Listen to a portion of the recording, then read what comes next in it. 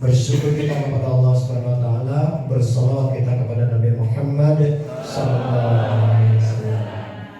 Bapak dan Ibu hadirin yang berbahagia, mari kita buka acara pelatihan internalisasi karakter guru ini dengan salawat basmalah. Bismillahirrahmanirrahim. Selanjutnya untuk memaknai pelatihan kita pada hari ini, kami mengundang Ibu siapa? Satu atau bukan? Dua atau bukan? Tiga atau bukan? Aku seperti itu suara saya. Senyum. Lagi notif. Nah, satu atau bukan? Dua atau bukan? Tiga atau bukan? Ayo sekarang kita coba bongkar apa itu NLP. Biar Bapak Ibu tahu latar belakang itu gimana. N itu, neuro itu apa Pak? Ya, mengacu pada saraf. Saraf itu bukan orang gila, saraf gitu. Saraf sesungguhnya. Atau dalam konteks ini konfigurasi saraf. Ya. Neural gym. Ini beneran ajar SD. Saraf. Ternyata jadi itu sebuah studi yang dikembangkan sekitar tahun 70-an dari ilmu antropologi, sosiologi, komunikasi, psikologi jadi satu adalah sebuah studi namanya Neuro Linguistic Programming. Singkatnya ternyata saat seseorang ini yang unik itu di kelas. Bapak Ibu setiap hari ketemu anak-anak kecil nggak? Minimal berapa jam? 4-5 jam. Belum di rumah, betul? Belum kalau guru TK, mana guru TK namanya? Guru TK dimanapun berada, pasti kalau ada tetangganya, orang tua yang tahu kita guru TK, diminta bimbel, diminta memastikan diri selalu ramah, selalu, apa kabar? Karena nggak boleh cemberut guru TK kan? Benar kalau guru SMA. Santai, kalau boleh, tapi guru TK kan nggak boleh. Itu kan tuntutan sosial. Kelas. Nah, pertanyaannya adalah, kita hampir setiap hari ketemu anak-anak, guru ketemu anak-anak, sudahkah guru belajar ilmu psikologi dasar tentang anak? Kenapa kok belum? Nah, ini yang jadi kendala kelas. Ini yang jadi tulisannya. Satu atau bukan? Dua atau bukan? Tiga atau bukan? Ini yang jadi tulisan saya juga. Industri kelas. Satu atau bukan? Dua atau bukan? Tiga atau bukan? Ini yang jadi kegelisahan saya. Kita mau ngedidik orang, ngedidik manusia bukan robot, tapi kitanya belum secara serius tahu. Nah sekarang pertanyaannya, anak itu bisa belajar atas dasar apa? Kan kita lihat juga dong ekspresinya, dia lagi happy apa enggak. Kadang dimarahin dulu karena bangun tidur sama orang tuanya, betul? Dan kita mau langsung aja tabu gendang, iya kan? Karena sarafnya sedang tidak berkonfigurasi untuk belajar. Nah pertanyaan kita tahu nggak ini? Nah ini kan pertanyaan besar yang harus kita tanya. Yang kedua, apa yang membentuk konfigurasi saraf? Namanya linguistik. Linguistik itu apa? Bukan bahasa itu language. Linguistik itu adalah efek bahasa. Wah saya pendakinya ini bisa 1 hari nih. Efek bahasa. Contohnya apa? Mohon maaf, orang Jawa boleh katakan? Orang Jawa. Jawa sih. Tangan ya. Cukup. Non Jawa boleh katakan kirinya. Non Jawa. Ini lagi survei pilpres nih. Peta pada nggak cukup. Kelas. Satu atau bukan? Dua atau bukan? Tiga atau bukan? Mohon maaf ya, saya kasih contoh. Saya kasih contoh agak ekstrim, jangan langsung mahal ya. Mohon maaf sekali, boleh ya? Kelas.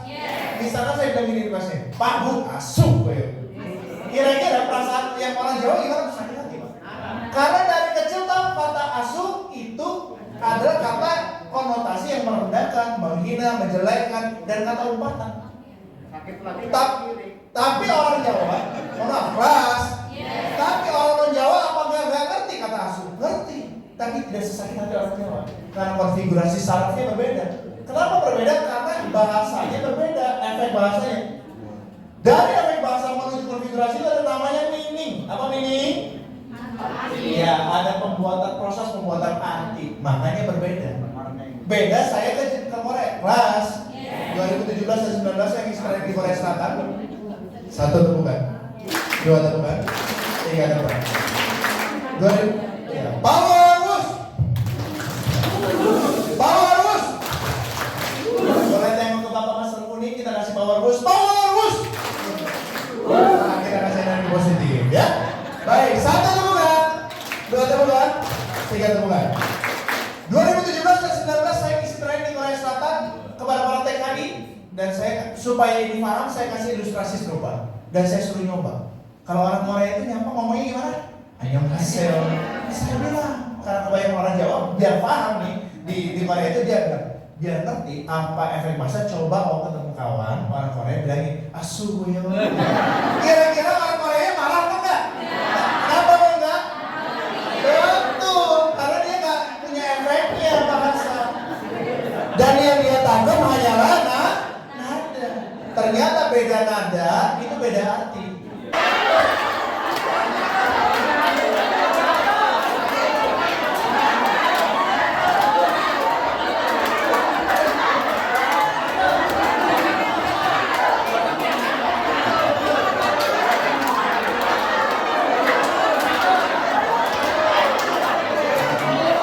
Satu temukan, dua temukan, tiga temukan. Tepuk tangan yang mulia buat kita semua, silakan dulu. Silakan dulu kembali.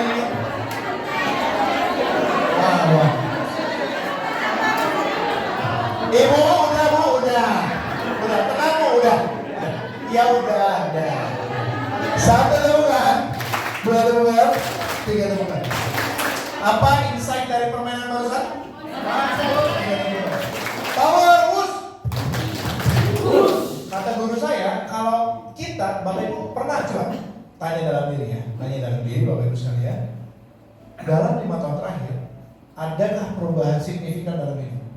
Baik perubahan intelektual, perubahan finansial, status sosial dan lainnya. Ada nggak? Kalau nggak ada 3 gejala yang belum terjadi. Satu, mainnya kurang jauh. Mainnya kurang jauh, sibuk aja nggak lupa main. Mainnya dalam tanda kutip menambah pergaulan baru sehingga belajar. Yang kedua adalah kopinya kurang pahit. Kopi kurang pahit ini kurang serius untuk menempa diri. Yang ketiga kelas. Yang ketiga pulangnya kurang malam. Maksudnya apa? Kurang kerja keras. Kelas. Satu hal di luar sana tolong dihapuskan di pikiran anak-anak. Alas. Artinya satu temukan, dua temukan, tiga temukan. Artinya setiap aktivitas kita harus bermuara pada database. Clear? Clear. Satu temukan, dua temukan, tiga temukan. Semua berdiri, pegang tasnya masing-masing, Bapak Ibu sekalian. Ya, pegang tas masing-masing. Sebentar, hitungan ke 10, silakan cari tempat duduk dan tidak boleh sama kawan kanan kiri depan belakangnya. Kalau masih sama denda 10.000. 1, 2, 3, 4. Yang tadinya di belakang kalau masih duduk belakang denda 20.000. Harus pindah. Minimal 3 kursi pindahnya.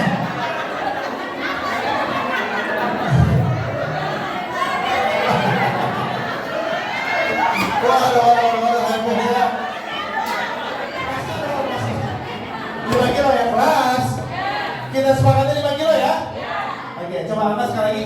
Agak tinggi dikit, agak tinggi. Biar kamu berarti 5 ya, Bu ya.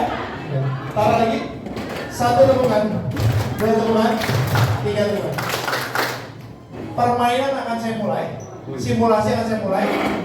Syaratnya tidak boleh ngobrol, tidak boleh bersuara, tidak boleh diskusi, tidak boleh nyontek, tidak boleh kolaborasi.